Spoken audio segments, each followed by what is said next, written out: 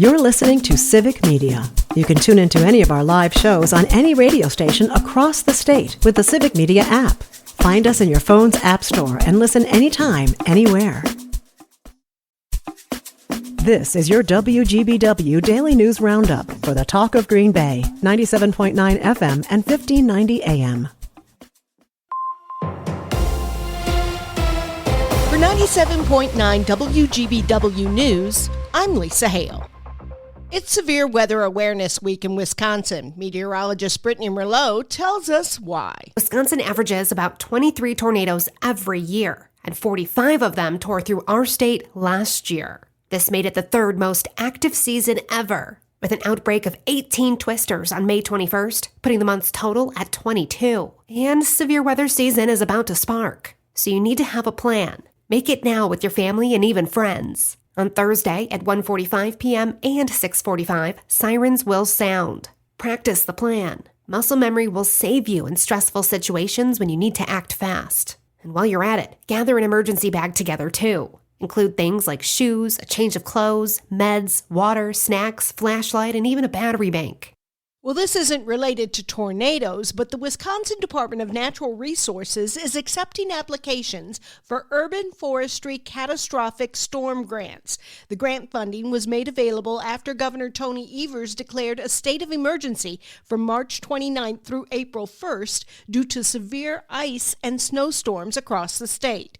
Individual municipalities, tribal governments, and some nonprofit organizations can apply for between $4,000 and $50,000 of grant funding to repair, remove, or replace trees in urban areas that suffered damage during the storms. The merger of two national mobile carriers is resulting in layoffs across the country and right here in Wisconsin. Civic Media's Jimmy Kuska has more. U.S. Cellular is planning to lay off thousands of employees across the country, impacting workers here in Wisconsin. The company is being acquired by T-Mobile. According to a filing with state governments notifying them of the mass layoff, workers will be let go beginning June 2nd. The company plans to offer most of the affected workers similar jobs with T-Mobile. In Wisconsin, 44 locations are impacted, mostly retail stores, as well as the company's engineering hub in Brookfield. About 4,100 workers are affected nationally. Workers affected closer to home include those at U.S. Cellular locations in Green Bay, Appleton, Oshkosh, De Pere, Manitowoc, and others across the state of Wisconsin. The reciprocal tariffs on Chinese imports go up to 104% on Wednesday. Meanwhile, Canada still faces 25% tariffs on steel and manufacturing materials. Those tariffs and others caused Canada's finance ministry to confirm that 25% tariffs on U.S. autos will also go into effect on Wednesday. The ministry told Reuters that the counter tariffs will remain in effect until the U.S. ends its tariffs against the Canadian auto sector. All of this creates tension, nervousness, and trepidation among businesses in Wisconsin. According to Senator Kristen Dassler-Alfheim, Winnebago County is the largest exporter of goods to Canada in Wisconsin. Outagamie is tied for second place, and the state itself is the largest exporter in the United States. She said her constituents are concerned. I am absolutely hearing feedback, and in some cases quietly, because the business community, we don't want to ruffle any feathers, but I am hearing. Tariffs are not a swear word, right? They are a tool that, if used mindfully, can add value to our overall picture. Representative Dean Coffert said while he understands the tariff's ultimate goal and that it will take time to see results, he also knows the uncertainty is upsetting to business owners and operators. This generation and what we live in is everyone wants instant gratification. Those of us in business, we want certainty, we want stability. And it's very difficult when you have your life savings wrapped up in a small business, not knowing, what the future is going to bring. The two lawmakers made their comments during a legislative lunch in the Fox Valley Monday. The cutoff is coming. Stuart J. Waddles has more about a deadline hitting next week. The Public Service Commission of Wisconsin is urging people to catch up on their energy bills before the winter moratorium ends. That's on April 15th. During the moratorium, utility companies can't disconnect heating services for non-payment. However, those protections are going to expire soon. Those at risk of losing service should contact We Energies to set up a payment plan or seek financial assistance through state programs. U.S. Senator Tammy Baldwin and others are introducing a bill that would require a 30% minimum tax on those with incomes over $1 million.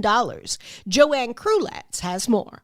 In 2022, the top 0.001%, or 1,538 households, earned at least $85.5 million and paid an average federal tax rate of 23.5%. The Paying a Fair Share Act would ensure that the highest earning Americans pay at least a 30% effective tax rate. The bill would apply only to taxpayers with income over $1 million, including capital gains and dividends that was approximately 0.58% of taxpayers in 2024. The legislation includes a phase-in for additional tax liability for taxpayers earning between $1 million and $2 million and would preserve the incentive for charitable giving. The Paying a Fair Share Act is expected to raise nearly $120 billion in revenue over 10 years and would provide a backstop to limit future tax dodging by the ultra-wealthy. To cover the cost of needed additional staffing, the City of Green Bay is considering doubling the hourly and daily fees at downtown parking ramps during the NFL Draft later this month. The City Council will vote on the proposal in their April 15th meeting. I'm Lisa Hale, 97.9 WGBW News. For news anytime, log on to WGBW.FM. The Bucks win again. Hi, I'm Mike Clemens with sports. The Bucks beat the Timberwolves 110-103. Despite being down 24 points in the fourth quarter, the fans stayed and cheered the team to a win at Fiserv Forum. Doc Rivers. It was huge, They could have left. I mean, really, the way the game was going, and they hung in there with us. And then they could smell the blood in the water as well. This is why you love home games. Baseball, top of the seventh inning, Brewers up 4-1. Bryce Terang at the plate on FanDuel, Wisconsin. Fly ball, right center. Doyle is back. He is looking, and it's gone for Terang. Home run number 3, and that hitting streak stays alive. 11 games now for Bryce. The Brewers beat the Rockies 7-1. The 25-year-old Terang's home run sailing 444 feet, the longest of his career. Dude, I'm getting older. That's just how it is. I'm starting to get the man strength. That's Bryce Terang with Sports. I'm Mike Clemens. On your entertainment beat, I'm Pete Schwaba. Want to feel old? Eminem is a grandfather. The rapper's daughter, Haley Jade Scott, announced on Instagram that she gave birth to a son named Elliot. And to honor her famous father, the baby now shares a middle name with his grandfather. No, it's not Elliot Eminem, it's Elliot Marshall. Eminem's real name is Marshall Mathers. That might put a little pressure on the boy to come up with some sick beats. The Yellowstone series is about to give birth to a new spin-off. With the show's popular 1923 prequel starring Harrison Ford and Helen Mirren now concluded after its season 2 finale last week, the franchise is launching a new prequel. Plot lines for 1944 are being kept under wraps for the moment, but some sources say the show will explore how World War II affects the Duttons. Star of 1923 Brandon Sklenar takes over Dutton Ranch at the end of 1923 and says he is open to appearing in 1944. Russell Brand is already in trouble for sexual assault charges, but things are about to get worse. Warner Brothers Studios has agreed to turn over footage and outtakes from the set of Arthur in 2011. The studio has made it clear where they stand after being sued along with Brand in 2023 by an extra from the film who said the actor exposed himself to multiple people and assaulted her. What a guy. HBO is giddy over the ratings for the season finale of White Lotus Season 3. The network says 6.2 million viewers tuned in and were treated to a higher body count than we've seen in previous seasons of the show. That shattered the past record for viewers of the show, which was the previous week's 4.8 million viewers.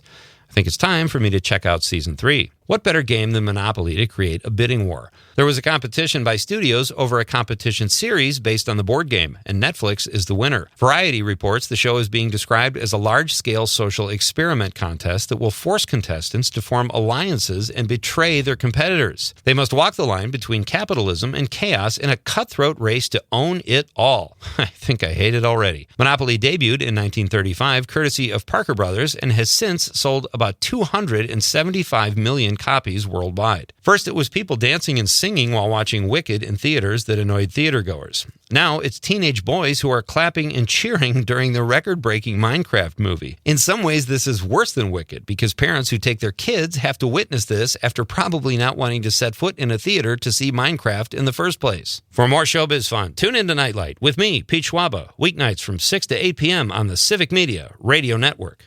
We could see a few scattered showers or sprinkles later today, tonight, into tomorrow, and there may even be a snowflake or two mixed in at some point. Today's high in the upper 40s. Tonight, we're going to drop down into the low to mid-30s. Tomorrow, same thing, upper 40s. We will warm back up into the 60s by the weekend. I'm meteorologist Sean Cable. Outside now, it's 35. That's your WGBW Daily News Roundup from Civic Media. Subscribe to this podcast on Spotify, Apple, or wherever you find your podcasts. Find more news at WGBW.FM. The national news cycle never stops, but it can be hard to find news about your local community. Civic Media is dedicated to providing quality local and state news coverage across Wisconsin. With the Civic Media app, you can get notifications about local stories that matter to you and your community. Find the free Civic Media app in your phone's app store and choose notifications from the menu to tell us what kind of news you want to hear about.